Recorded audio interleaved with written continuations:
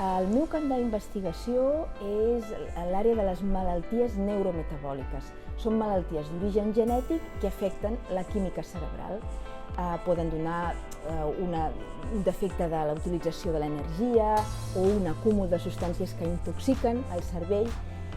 Tenim dues línies molt clares, diferenciades en el laboratori, i és basat en la sinapsi neuronal, en l'estructura on les neurones es comuniquen, s'envien missatges, modulem el seu metabolisme per tractar pacients de manera individualitzada, segons la malaltia que tinguin, i per altra banda, la segona línia està més focalitzada en algunes malalties en concret, com és la síndrome de Rett, no és una malaltia metabòlica clàssicament, però afecta molt comunicació neuronal, i el dèficit de tirosina hidroxilasa, que produeix un defecte de dopamina i un parkinsonisme infantil.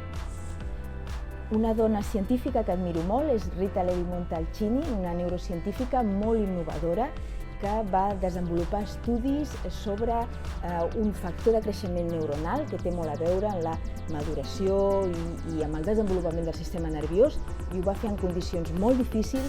Ella va fins i tot tenir o organitzar-se a casa seva, a la cuina de casa seva, un laboratori per desenvolupar tots aquests estudis, i és una dona admirable. Soc la doctora García Cazorla, soc científica i soc dona.